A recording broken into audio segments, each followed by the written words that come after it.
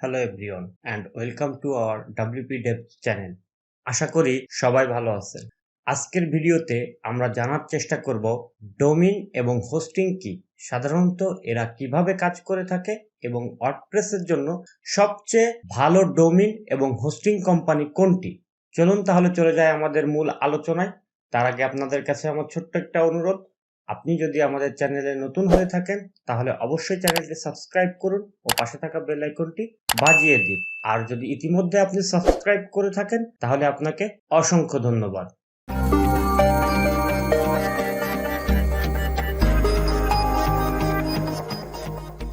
Domain একটি ইংরেজি শব্দ যার বাংলা অর্থ হলো স্থান বা ঠিকানা, যা ইন্টারনেট জগতে ব্যবহার করা হয়ে থাকে। মূলত ডোমেইন নাম বলতে সাধারণভাবে কোনো একটা ওয়েবসাইটের নামকে বোঝায়। প্রত্যেকটি ওয়েবসাইটের একটি নির্দিষ্ট আইপি ঠিকানা থাকে, যেমন 65.210.159.255। কিন্তু আইপি ঠিকানা দিয়ে ওয়েবসাইট মনে রাখাটা অনেক কষ্টের ব্যাপার।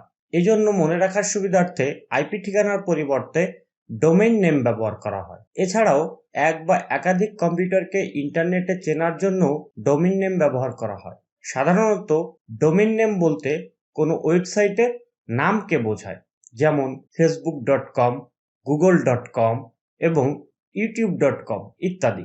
প্রত্যেকটি মানুষ, প্রাণী বা বস্তুর একটি ডাকনাম থাকে, যে নামে ওই মানুষ, প্রাণী বা বস্তুকে আইডেন্টিফাই করা হয়। তেমনি প্রত্যেকটি ওয়েবসাইটেরও একটি নির্দিষ্ট নাম আছে, যেমন symbolics.com এটি হলো প্রথম বাণিজ্যিক ডোমেইন নেম, যা ক্যামব্রিজ কম্পিউটার ফার্ম সিম্বলিক্স 15 মার্চ 1985 সালে প্রথম TLD.com নেম থেকে নিবন্ধন করে। ডিসেম্বর 2009 সালে প্রায় 190 মিলিয়ন ডোমেইন নেম নিবন্ধিত হয়। তো আশা করি ডোমেইন নেম কি তা আমরা এতক্ষণে বুঝতে পেরেছি।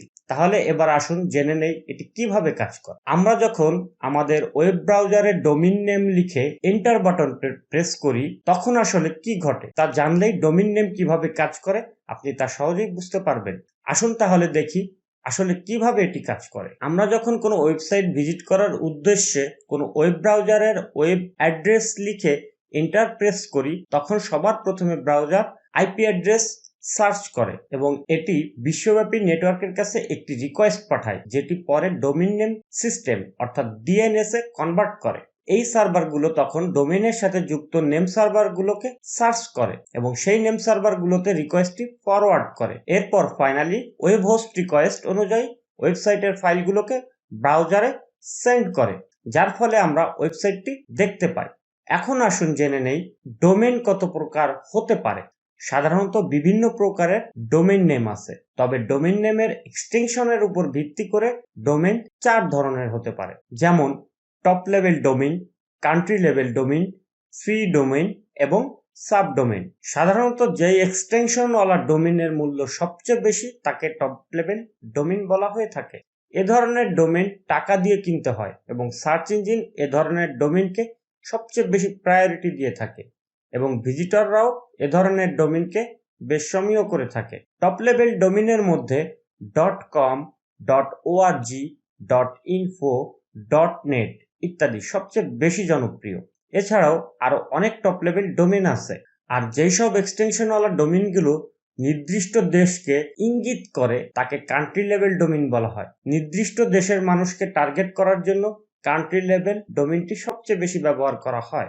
যদি আপনি কোনো নির্দিষ্ট দেশকে টার্গেট করে ওয়েবসাইট তৈরি করেন, তাহলে আপনি টপ লেভেল ডোমেইন থেকে কান্ট্রি লেভেল ডোমেইন ব্যবহার করে সবচেয়ে বেশি ট্রাফিক পাবেন। যেহেতু কান্ট্রি লেভেল ডোমেইনগুলো নির্দিষ্ট দেশের মানুষকে টার্গেট করে, সেহেতু একাধিক দেশের জন্য বানানো ওয়েবসাইটে কান্ট্রি লেভেল ডোমেইন ব্যবহার না করাই ভালো। বাংলাদেশের জন্য .bd, ইন্ডিয়ার জন্য .in, যুক্তরাষ্ট্রের জন্য .us ইত্যাদি এক্সটেনশনগুলো হলো কান্ট্রি লেভেল ডোমেইনের সবচেয়ে বড় উদাহরণ।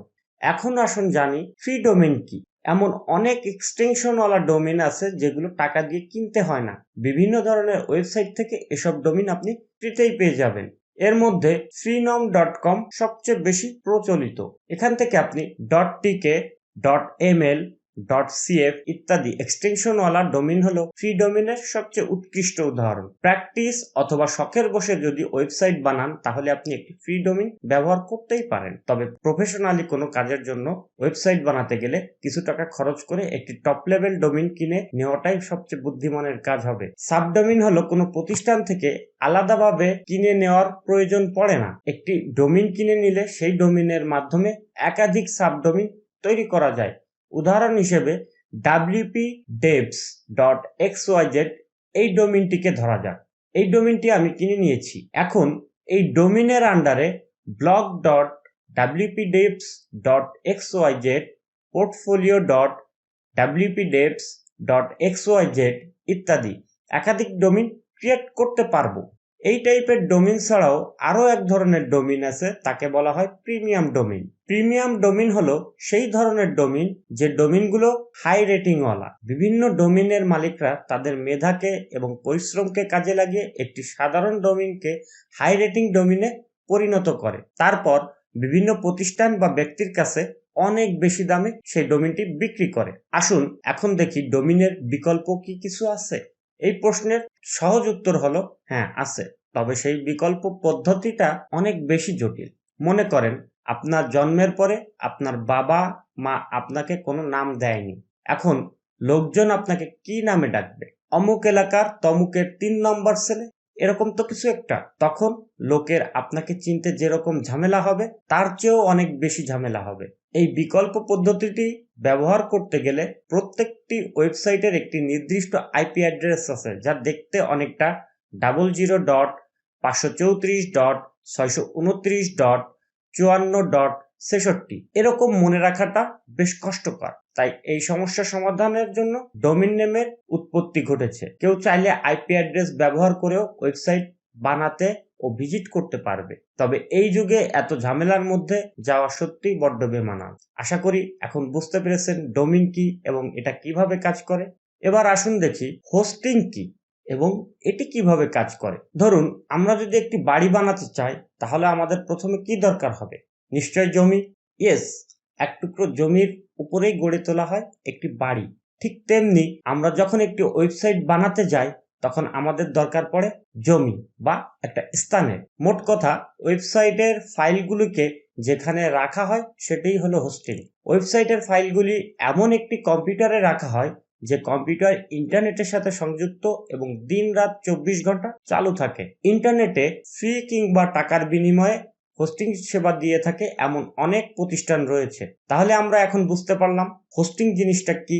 এবার আসুন জানি হোস্টিং কিভাবে কাজ করে। যখন কোনো ইন্টারনেট ব্যবহারকারী ব্রাউজারে ডোমেইন নেম লিখে সার্চ করে তখন ডোমেইন নেমটি আইপি অ্যাড্রেসে কনভার্ট হয়ে ওয়েব হোস্টিং কোম্পানির কম্পিউটারে একটি রিকোয়েস্ট পাঠায় এবং হোস্টিং কম্পিউটার তাৎক্ষণিকভাবে ভিজিটরের রিকোয়েস্ট করা ফাইলগুলোকে ব্রাউজারে সেন্ড করে, যার ফলে ভিজিটরের ব্রাউজারে ওয়েবসাইটটি দৃশ্যমান হয়। হোস্টিংগুলো সাধারণত সুযোগ সুবিধার উপর বেস করে 4 ভাগে ভাগ হয়, যেমন shared hosting, VPS hosting, dedicated hosting এবং ওয়ার্ডপ্রেস ম্যানেজড হোস্টিং।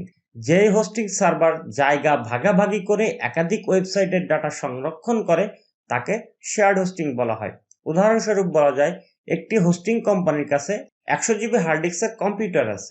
এখন তারা এই 100 জিবি 50টি ওয়েবসাইটকে 2 জিবি করে জায়গা দিল। এরকম হোস্টিং সার্ভারই শেয়ার্ড হোস্টিং সার্ভার বলে বিবেচিত হয়, কারণ সেখানে 50টি ওয়েবসাইট জায়গা ভাগাভাগি করে নিজেদের ডাটা সেভ করেছে। অন্য যে কোনো হোস্টিং সার্ভারের চাইতে শেয়ার্ড হোস্টিং মূলত বেশি জনপ্রিয়। এর মূল কারণ হলো অন্যান্য হোস্টিং সার্ভারের চাইতে শেয়ার্ড হোস্টিং এর দাম অনেক কম, আর এ কারণে বিভিন্ন ওয়েবসাইট অনাররা তাদের ওয়েবসাইটের জন্য শেয়ার্ড হোস্টিং ব্যবহার করে থাকে। বাংলাদেশি টাকায় মাসিক প্যাকেজ 50 টাকা থেকে শুরু করে 200 টাকা এবং বাৎসরিক প্যাকেজ 500 থেকে শুরু করে 2000 টাকার মধ্যে মোটামুটি ভালো মানের একটি হোস্টিং প্যাকেজ আপনি কিনতে পারবেন। কিন্তু শেয়ার্ড হোস্টিং এর ব্যবহারের কিছুটা সমস্যা ও অসুবিধার মুখোমুখি হতে হয়। যেমন শেয়ার্ড হোস্টিং ব্যবহারে বেশ কিছু লিমিটেশন থাকতে পারে। অনেক ওয়েবসাইট একসাথে হোস্টিং ভাগাভাগি করে ব্যবহার করার ফলে অনেক সময় সার্ভার স্লো হয়ে যেতে পারে। কোনো একটি ওয়েবসাইটে যদি অধিক ভিজিটর আসে, সে কারণে সাইটটি স্লো হয়ে যায়, তাহলে এর প্রভাব অন্যান্য ওয়েবসাইটের উপরেও পড়তে পারে। যেসব ওয়েবসাইট অপেক্ষাকৃত নতুন, কম ভিজিটর থাকে, তাহলে তাদের জন্য শেয়ার্ড হোস্টিংই সবচেয়ে ভালো। আর যদি ওয়েবসাইটে অনেক বেশি ভিজিটর থাকে, যেমন কোনো ওয়েবসাইটে যদি দৈনিক 20 থেকে 25,000 ভিজিটর থাকে, তাহলে শেয়ার্ড হোস্টিং ব্যবহার না করাই সবচেয়ে ভালো। ভার্চুয়াল প্রাইভেট সার্ভারের সংক্ষিপ্ত রূপ হলো VPS। এই ধরনের সার্ভার একাধিক ব্যবহারকারী বা ইউজারের মধ্যে ভাগ করে দেওয়া হয় না। এখানে একটি সার্ভার মাত্র একজন ব্যবহারকারীর দখলেই থাকে। হোস্টিং সেবাদানকারী প্রতিষ্ঠান তাদের হাই কনফিগারের কম্পিউটারে বিশেষ প্রক্রিয়ায় তাদের একটি সার্ভার তৈরি করে রাখে। এরপর একজন ব্যবহারকারীর কাছে অথবা ইউজারের কাছে আলাদা আলাদাভাবে সেগুলোকে তারা ভাড়া দেয়। এই ধরনের সার্ভার একজন মাত্র ব্যবহারকারী থাকার কারণে শেয়ার্ড হোস্টিং এর তুলনায় অনেক বেশি ফাস্ট লোডিং এবং অনেক বেশি সিকিউর হয়ে থাকে। আর একটিমাত্র সার্ভারে একটিমাত্র ওয়েবসাইট স্থাপন করা হয়, আর এ কারণে এর সকল কন্ট্রোল ইউজারের হাতে থাকে। VPS হোস্টিং সার্ভারের একটাই সমস্যা, আর সেটা হলো এর দামটা একটু বেশি। বাংলাদেশি টাকায় মাসে 800 থেকে 1500 টাকার মতো খরচ হয়। তবে ওয়েবসাইট থেকে অনেক বেশি প্রফিট হলে এই টাকা আপনার কাছে খুব বেশি কিছু মনে হবে না। আসুন এবার জানি ডেডিকেটেড ওয়েব সার্ভার কি। ডেডিকেটেড ওয়েব সার্ভার হলো এমন এক ধরনের সার্ভার যেখানে একটি কম্পিউটারে একটি মাত্র সার্ভার স্থাপন করা হয় এবং একজন মাত্র ব্যবহারকারী সেই সার্ভারটি ব্যবহার করে, মানে পুরো একটি বিল্ডিং এ একজন মাত্র ব্যবহারকারী। ডেডিকেটেড হোস্টিং সার্ভার আবার দুই প্রকার। Number 1 managed hosting, number 2 unmanaged hosting. Managed hosting হলো সেই ধরনের হোস্টিং সার্ভার যে সার্ভারে server maintenance, software installation, configuration ইত্যাদি কাজগুলো হোস্টিং সেবাদানকারী প্রতিষ্ঠানই করে থাকে।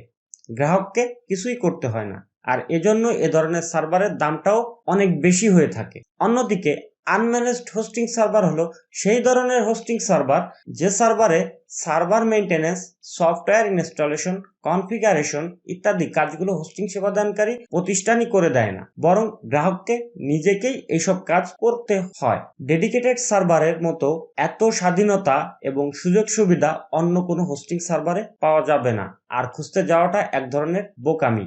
এ ধরনের সার্ভার নিরাপত্তা যেমন অনেক বেশি, তেমনি সাইট লোডিং স্পিডও সুপার ফাস্ট। এবার আসুন জানার চেষ্টা করি ওয়ার্ডপ্রেস ম্যানেজড সার্ভার সম্পর্কে। ওয়েবসাইট তৈরি করার ক্ষেত্রে ওয়ার্ডপ্রেসের জনপ্রিয়তা এখন তুঙ্গে। পুরো পৃথিবীর মোট ওয়েবসাইটের 43% প্লাস ওয়েবসাইট ওয়ার্ডপ্রেস দিয়ে তৈরি করা হয়েছে। ওয়ার্ডপ্রেসের চাহিদা অনেক বেশি। এ কারণেই হোস্টিং সেবাদানকারী প্রতিষ্ঠান শুধুমাত্র ওয়ার্ডপ্রেস দিয়ে ওয়েবসাইট বানানোর জন্য এক ধরনের হোস্টিং সার্ভার তৈরি করেছে, আর এ ধরনের সার্ভারই হলো ওয়ার্ডপ্রেস ম্যানেজড হোস্টিং সার্ভার। যারা ওয়ার্ডপ্রেস দিয়ে ওয়েবসাইট তৈরি করতে চান তাদের জন্য এ ধরনের হোস্টিং সবচেয়ে বেস্ট। কিভাবে আপনি আপনার ওয়ার্ডপ্রেস ওয়েবসাইটের জন্য ওয়ার্ডপ্রেস হোস্টিং সার্ভার নির্বাচন করবেন এবং কিনবেন তা দেখতে উপরের আই বাটনে ক্লিক করুন, অথবা ডেসক্রিপশন বক্সে লিংক দেওয়া আছে, সেখান থেকে ক্লিক করে ভিডিওটি দেখে নিতে পারেন। তো প্রিয় ডেভেলপারগণ, আশা করি এই ভিডিওতে আপনি শিখতে পেরেছেন ডোমেইন এবং হোস্টিং কি এবং তা কিভাবে কাজ করে। যদি কোনো প্রশ্ন থাকে তাহলে নিচের কমেন্ট বক্সে আমাকে জানাতে পারেন, আমি সেগুলির উত্তর দেওয়ার চেষ্টা করব। ভিডিওটি যদি ভালো লাগে তাহলে অবশ্যই একটি লাইক দিবেন এবং অন্যদের সাথে শেয়ার করে অন্যকে জানার সুযোগ করে দিবেন। ওয়ার্ডপ্রেসের টিপস এবং ট্রিক্স জানতে অবশ্যই আমাদের চ্যানেলটি সাবস্ক্রাইব করুন ও পাশে থাকা বেল আইকনটি বাজিয়ে দিন।